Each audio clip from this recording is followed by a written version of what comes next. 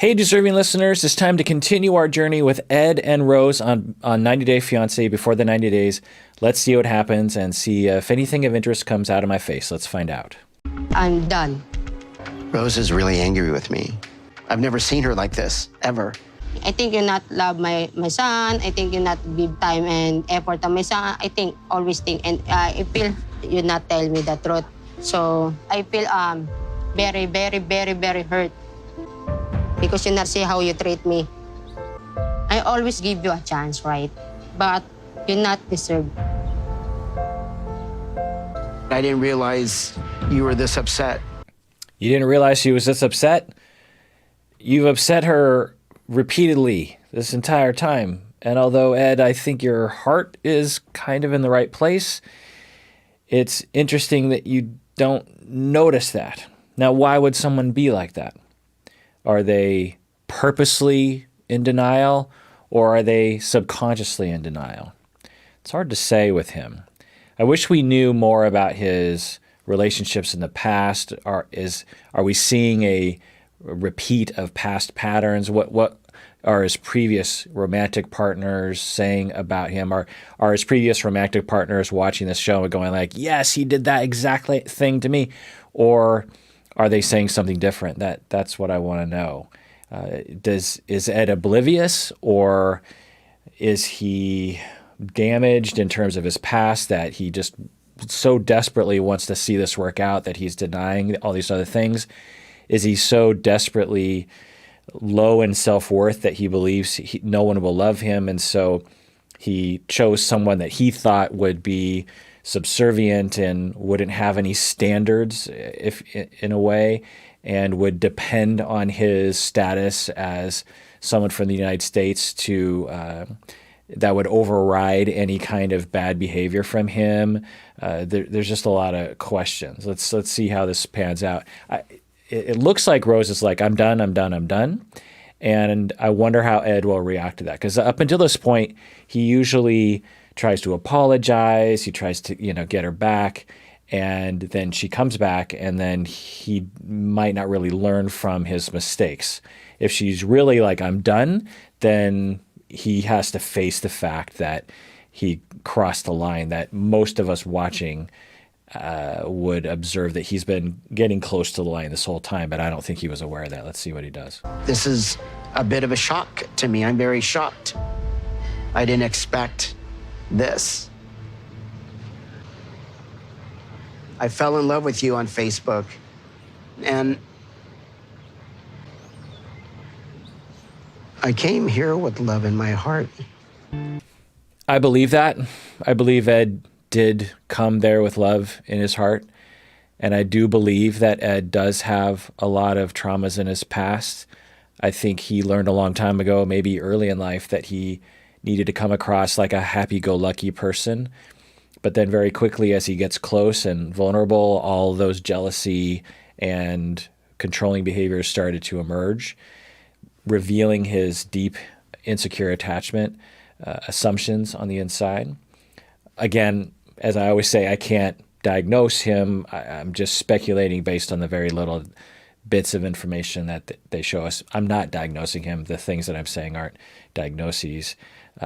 But it's interesting to see him. And I feel bad for him. I mean, mostly I feel bad for Rose because she headed into this seemingly in love with Ed, and just through the behavior, just slowly what seemed to be falling out of love with him because of a broken heart, because of the way he was treating her. The STD test really, I think, broke her heart, and she said that. But I feel bad for Ed too, because usually people don't do the kinds of behavior that Ed does without some logical, historical reason as to why they would resort to those kinds of defenses. So I really just feel bad for both of them. I often really feel bad for all the people on these shows, honestly. It breaks my heart to see people who have needs, like me, that the needs of wanting to connect, the needs to want to be accepted, the needs to want someone to prefer you over everyone else, to be loyal to you, to be dedicated to you, to grow old with someone, and to see people just swing and miss so horribly it's heartbreaking to watch. I bought a ring. My plan when we left here was to go back to Manila and to ask you to marry me. I'm a little troubled with his discussion here. He seems to be, I'm not quite sure where this is going, but he seems to be resorting to that mentality that I was referring to earlier of, well, I am an American and you need me for stability in life for your son and for yourself. And so I'm going to remind you of that I was about to marry you and I was about to whisk you away to the promised land of San Diego. And so you're pulling away from me, so I'm going to introduce that idea again. I'm reading into it, but what am I looking for from his behavior right now? I think what I'm looking for is for him to really review all the things that he's done to hurt her and really apologize and maybe talk about why he does those things. Something like, so I've been giving it some thought and I have done a lot of things to really hurt you. And I realize that now. I did the STD test thing. I talked about your sister. I was jealous of your Facebook friends. I accused you of being gross in some ways and I wanted to change you. And I think it all just boils down to deep down, I'm terrified of being alone. And it's just really hard for me to open up to people. And although I have been consciously thinking I was coming here with you being 100% invested in me, and then I was trying to make sure I wanted to be with you, I think deep down, I always wondered if you loved me at all. And because I don't feel like I'm lovable. And sometimes we have a little bit of language barrier, and it just, I just deep down, no matter what you did, and you did all the right things, I would have always felt inadequate. And I think that's why I've been scrambling. Of course, he would never say anything like this because he hasn't, or not never, but he's not likely given that he hasn't said anything like this. But I think that's what I'd be looking for. Some kind of come to Jesus moment for him that would illuminate his ability to really lay it on the line. Of course, Rose could be like, well, too little, too late, but at least it would be some admission of what he did and also some real apology and some recognition of why he thinks he did those things. Thus far, he has not even come close to that. So, and he's not heading in the right direction now as he sort of doubles down on, okay, well, you're going to break up with me. I just want to remind you, I was offering to marry you and take you to the United States. My intentions were real. Yeah, I know you are real, but your behavior is not good. God bless Rose. I mean, she really has a level head on her shoulders. She just sees right through it. Now, I don't think Ed is trying to deceive her. I just think that's where he comes from. I would really want to know what his previous partners would say. Would they say, oh my God, he's a bastard. He controls, he puts you down, he thinks he owns the world, he feels like he's entitled to things. I don't know. I don't know what they would say. Or would they say, well, he's a sweetheart and we would fight about, I just would be curious. I tried to understand always you. It's too much. You hurt me, you lie me again and again and again and again. So I can't want to continue this relationship. This is the last time you give me a hurt because I'm done. Wow. Impressive, really. I mean, impressive is the wrong word. I respect Rose for falling in love, having her heart broken, seeing the forest through the trees, being able to predict, okay, I'll give, the STD test broke my heart, but I'll give him another chance. Maybe that was just that one thing. And then continual breaking of heart, the lying about, or the lying by omission about not wanting to have kids. And that, being a deal breaker for her as well. And just the inability for him to be like, well, let's have a conversation about it. It's like, no, I'm not having kids. And yes, I've been lying to you this whole time because I came here to shop around for you. I didn't think you were actually evaluating me as a partner. I thought that was a done deal because I'm an American and you're this poor person from the Philippines. And she made a choice that a lot of people on these reality TV shows, in my experience, the limited experience I have thus far, they don't typically make. They typically get to that point where a lot of us would say, okay, you should probably draw the line there. And then there's usually an extended, messy period. That is normal, by the way. But Rose really rises above that all and skips all that messiness. I don't know, maybe after this episode there's a bunch of messiness, which I would be okay with. That's the wrong way. Which I would consider to be normal.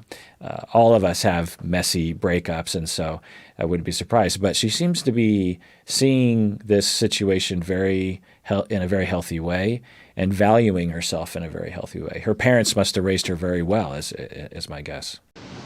Yeah. Please change your behavior because if another see another girl, and I think you give her again what you hurt me. And through it all, Rose has the altruistic impulse to help him by saying, I think you should probably rethink your behavior because the next woman to come along, you're going to hurt her too, and then you'll be alone. So she's helping him. And his face is a frequent face we've seen. It's this confusion when he comes to the Philippines and he sees the poverty and he's astonished, which was astonishing to me that he would be astonished. And then now we see another astonished face that indicates a deeper level of issue for him. Defenses that really protect him from seeing the world as it is, distorting the world. I'm guessing because of deep inadequacy and guesses or assumptions that no one will ever love him romantically or sexually. And that that pain of recognition makes him distort reality to the extent of, well, I've decided that Rose loves me and she'll never leave me, and so I can do anything I want, kind of a thing. But it's hard to read him actually in that way. I would really have to get to know his defenses because there's some nuance there that I don't think I'm really picking up on yet. Maybe we'll see some more information here. All right. So you think I'm bad? I'm a bad person. Okay. Yeah. Oh no. Oh no. So you think, okay, that's interesting. So he's angry right now, and she has laid it out in what we would say to be a healthy way. She could have sugarcoated it a little bit, maybe for him to swallow, but she wasn't yelling at him. We've seen other reality TV stars. You're a piece of ass. You get it. All these things, aggression that is likely to cause the other person to clam up. Rose has from the beginning just been owning her feelings and very differentiated in her way of just saying, look, this is how it is. And he is in this astonishment phase. Then he lays down, hey, I thought I was going to marry you. I'm estimating he was doing that to try to hook her in, thinking that was his power. She didn't take the bait. And then he's astonished. And then he switches to, okay, sure, you think I'm a bad person. You've decided that, as if to say, you're dumb. You don't understand how to evaluate people. You've just decided in this very stupid way that I'm a bad person. You're welcome to your stupidity, Rose, that kind of attitude. And then Rose detects that and just says, yeah, I do think you're a bad person. Let's see how this progresses. It's not promising.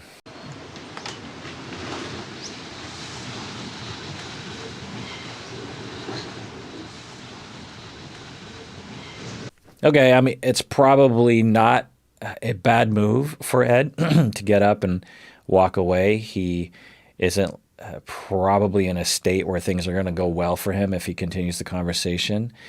And he's hurting, I'm sure. So we'll see if they interview him or if they continue the conversation.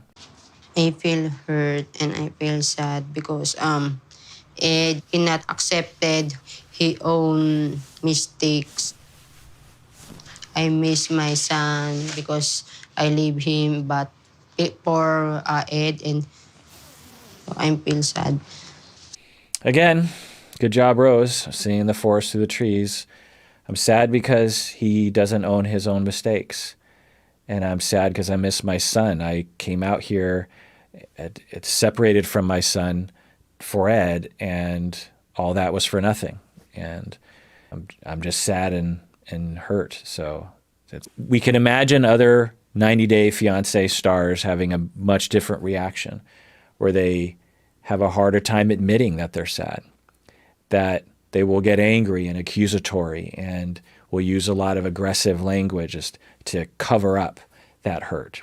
Now, those people who use that aggressive language are doing it because of relational traumas, but Rose exhibits someone who has the self-worth and the maturity and the secure parenting style that she's able to just feel her feelings, admit them, not be complicated about it, and not have a complex about it. She's not falling into despair like, what's wrong with me? She clearly sees it as an issue with Ed and not an issue with her.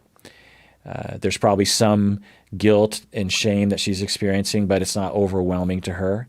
And she's standing on her own 2 feet, and she's talking to the producers and navigating the situation very well. She's a wonderful example for all of us. I don't know. I can't hear her anymore. It just hurt. It hurts me too much. I mean, I'm shocked. I waited 28 years, to find love again. Maybe she just needs time. I need to let her calm down. Yeesh. Yikes, dude. You need to wait for her to calm down. By implication, everything she said was because she was all riled up and over emotional and not in control of her faculties. And once she gets control of her faculties, she'll see the light, and she'll realize that I am a catch, and that my status and my privilege as an American will override any kind of disappointment she has in me. I'm making up a lot of things, but when I hear him say, after she has repeatedly told him how his behavior hurts her and disappoints her, and this conversation where she was very clear, there was no ambiguity about what her feelings were, which most people would agree were justified. I mean, at least in the very least, the last fight they had, where he lied by omission by not saying he didn't want to have kids, and she has been saying from the beginning that she wants more kids, and that he would be astonished that she would be hurt by that, to the point where she would want to break up with him. And then for him to be in this state where he thinks, well, she'll calm down and she'll see the error of her ways and she'll come back to me. It's a particular personality trait that I'm interested in getting some more data on. It's such a distortion. I mean, up until this point, Rose was coming back, so this distortion was somewhat justified, but now we're seeing quite a distortion. And I'm wondering if we'll get some more data on that one.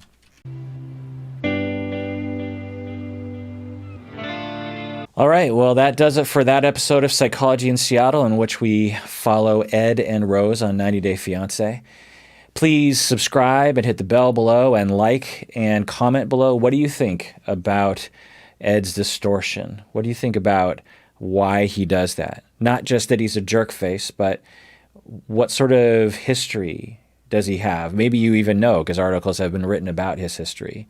Why would he develop that distortion? What is that defense trying to protect him from? Those are the kinds of questions that we want to ask ourselves, because it helps us to understand our own distortions, our own defenses, and those around us. When we understand those things about ourselves and about other people, it helps us to get our needs met. If Ed understood why he did these defenses, why he did the jealousy, why he did the control, why he did the flip-flop between accusing and constant apologizing, why he didn't tell her up front about not wanting to have kids, why he is astonished by the things he's astonished about. If he were to understand what those distortions and defenses are protecting him from, then he would be better able to avoid those defenses, because knowledge is power, but also he would know what to heal from so that the defenses don't kick in already. And for you out there, and for those that you're around, that's the point. The point of these analyses, if you will, are not to point a finger and say, ooh, look at that. You have a defense mechanism. There's something wrong with you. You can't see the forest through the trees. You are unhealthy. That doesn't do us any good. We're all trying to get our needs met. Others are trying to get their needs met, and defenses will get in the way of that. There can be a win-win here. We can look at Ed and see that there's a problem, but we can also see that underneath that is someone who's hurting a great deal. And we can have compassion for that, even though he's not really allowing us in. Maybe we'll see that in the future. Anyway, that does it for that episode. Please take care of yourself. Take care of other people, because we all deserve that.